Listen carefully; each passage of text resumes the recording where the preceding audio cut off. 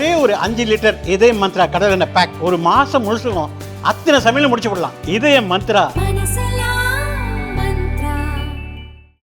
இந்த சங்கத்திற்கும் பெருந்தலைவர் Kamarajar, PT. Rajan, KR. Viswanathan ஒரு நெருங்கிய தொடர்பு என்பதை நாம் நன்கு அறிந்தவர்கள்தான். ஆக அந்த வகையில் இன்றைக்கு ஒரு இலக்கணம் சார்ந்து பாடம் எடுப்பதாக இருந்தாலும் சரி, திருக்குறள் சார்ந்து பாடம் எடுப்பதாக இருந்தாலும் சரி, பிழை இல்லாமல் இருக்கக்கூடிய ஒரு சங்கமாக நல்ல பெயர்.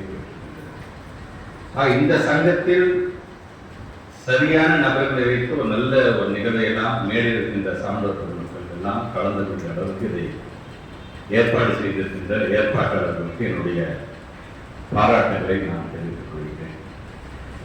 எங்களை பொறுத்தவரைக்கும் என்னதான் பல்வேறு நிகழ்ச்சிகள் இருந்தாலும் அந்த நிகழ்ச்சிக்கு இடையே பல்வேறு பணிகள் இருந்தாலும் இந்த பணியில் நீங்கள் கலந்து கொண்டிருக்கிறீர்கள் என்று சொன்னார்கள். எங்களை போல திராவிட இயக்கத்துடைய பணியே இந்த பணிதான் என்பதை பறைசாற்ற வேண்டும் என்பதற்காகத்தான் அந்த நிகழ்ச்சியில் இன்னும் கொஞ்சம் தாமதமாக வரப்பான தமிழ்ச்சங்கத்துக்கு நான் போயிட்டு வந்தேன் சொல்லிட்டு வருகின்ற அளவுக்கு அந்த உரிமையை பெற்றவனாக இந்த மண்ணை சார்ந்தவனாக நான் இருக்கிறேன் என்பது எங்களுக்கான ஒரு பெருமை. ஆக அந்த வகையில் இன்றைக்கு ஏன் நம்முடைய முனைவர் தாமரையருடைய திருக்குறள் சம்பந்தமான புத்தகத்தை கடந்த முறை நான் வெளியிட்டேன் நினைக்கின்றேன். இன்றைக்கு 3 புத்தகங்கள். இந்த தாமரை உள்ளபடியே தமிழை விரும்புகின்ற தாமரை. அதனால்தான் அந்த மொழியோடு அந்த உணர்வோடு இன்றைக்கு புத்தகத்தை மேம்போக்காக தமிழை பற்றி பேசுகின்ற தாமரையை நாம் பார்க்கின்றோம். அந்த தாமரை நமக்கு தேவையில்லை. நமக்கு தேவை முனைவர் நம் தாமரை நமக்கு தேவை.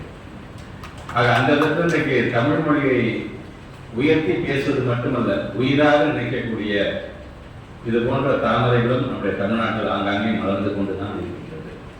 ஆக அந்த விதத்தில் அவருடைய இந்த சேவையை பாராட்டுகின்ற விதமாக நாம் அனைவரும் ஒன்று கூடியிருக்கிறோம் என்பதே நமக்கான ஒரு மிகப்பெரிய பெருமை. இன்னும் சொல்ல வேண்டும் என்று சொன்னால், இது நம்முடைய குடும்ப விழாவாகத்தான் இந்த விழாவை நாம் பார்த்துக் கொண்டிருக்கின்றேன். அதே போன்று இங்கே குறிப்பாக சொல்ல வேண்டும் என்று சொன்னால், ஈரோடு தமிழன்பன் எழுதிய ஒரு கவிதை, 10 பறவைகளோடு பழகி நீங்கள் ஒரு பறவையாகிட முடியாது, 10 நதிகளோடு பழகி நீங்கள் நதியாகிவிட முடியாது, 10 புத்தகங்களோடு பழகி பாருங்கள் நீங்கள் 11வது புத்தகமாகி படிக்கப்படுவீர்கள்.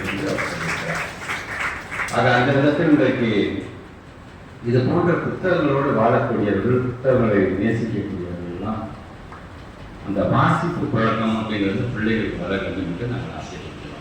அந்த பிள்ளைகளுக்கு தெரியும் எந்தெந்த புத்தகத்தை நாம் படிக்க வேண்டும், எதெல்லாம் பகுத்தெடுத்து பார்க்க வேண்டும்.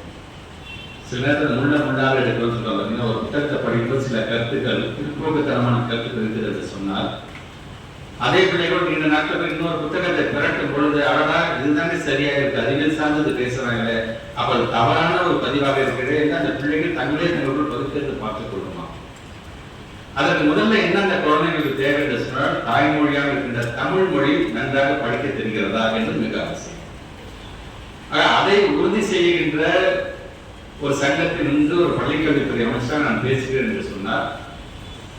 பள்ளிக்கல்வித்துறையில் நம்முடைய மாண்புமிகு கலைஞர் அவர்கள் தமிழ் கட்டாய பாடம் என்று கொண்டு வந்தார் பார்த்தீங்களா, அதை உறுதிப்படுத்துகின்ற துறையை சார்ந்த ஒரு அமைச்சனாக நீங்க நான் வந்து பேசிக் கொண்டிருக்கின்றேன்.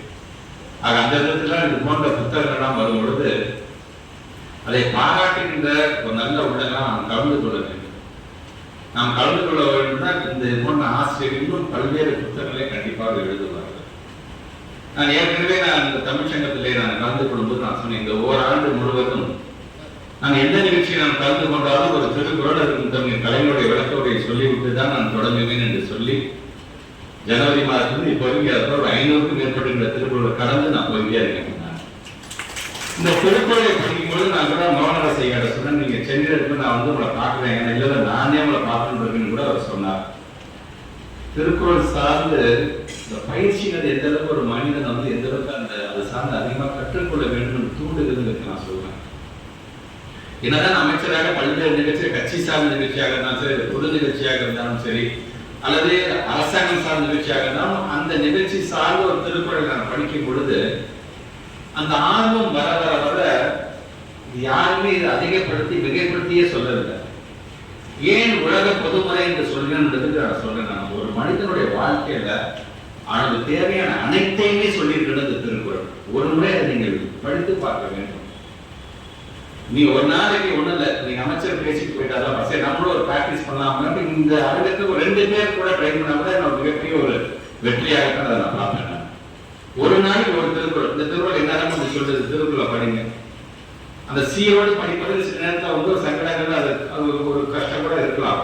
அது சார்ந்த பல்வேறு புத்தகங்களா இருக்குது. எப்படி அந்த சீரை பிரித்து படிக்க வேண்டும், படிக்கக்கூடிய சீரை பிரித்து படிக்கிற தவறு விட அர்த்தமே மாறி போயிடுது. அப்படி எழுதி வச்சிருக்கிறது. அது நீங்க படிக்கும்போது முழுமையாக படித்து சரி என்னதான் சொல்றது நீங்க பாருங்க. கல்வி சார்ந்து என்ன சொல்றது, அரசியல் சார்ந்து, அமைச்சியல் சார்ந்து என்ன சொல்லுகிறது. இப்படி ஒவ்வொன்றையும் பார்க்கும்போது இந்த திருக்குறள் நம்ம அவ்வளவு சொல்லி தருக்கணும். அதனால உலக திருவள்ளுவரை மட்டும்தான் நம்ம சொந்தம் கொண்டாடலாம். திருக்குறள் என்பது உலக பொதுமறையாக அனைவருமே சொந்தம் கொண்டாடக்கூடிய இடத்துக்கு போறதுனாலதான் இன்றைக்கு நாங்கள் எங்களுடைய துறை சார்பு பல்வேறு மொழிகள் இன்னைக்கு அதை வந்து நாங்கள் மொழிபெயர்த்து இருக்கிறோம். ஃபாரின் லாங்குவேஜஸ் அத்தனை பேர் நீங்க அதை வந்து மொழிபெயர்த்து போயிட்டு இருக்காங்க. ஏன் மற்ற மாநிலத்தை சார்ந்த நீங்க மொழிபெயர்த்து போகிறார் என்று சொன்னால் நம்முடைய தமிழ் மொழியுடைய சிறப்பை சொல்லக்கூடியதாக தான் அதை அமைந்திருக்கிறது என்பதற்காக நான் சொல்லியிருக்கேன். அந்த இடத்தில் இன்றைக்கு வருகை தந்திருக்க நீங்களும் இன்றிலிருந்து நீ ஒரு உறுதிமொழி இருக்கு, இந்த இளையசம் உறுதிமொழி எடுத்துக்கணும். நிறைய திருக்குறள் புத்தகம் இருக்கின்றது, பல பேர் அதற்கான விளக்க உரைகள் இருக்கும். எந்த விளக்க உரையும் எடுத்துக்கணும் நீங்க. ஆனால் அதுல விளக்க உரையில் மிக கவனமாக முற்போக்கு சிந்தனையோடு இருக்கக்கூடிய கருத்துக்கள் எது எது என்பதை நீங்கள் பார்க்க வேண்டும்.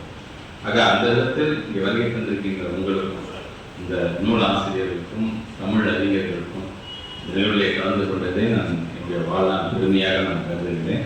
அந்த விதத்தில் உங்கள் அனைவருக்குமே என்னுடைய வணக்கங்களையும் நன்றிகளையும் தெரிவித்து இந்த உரையை நிறைவு செய்கிறேன். நன்றி.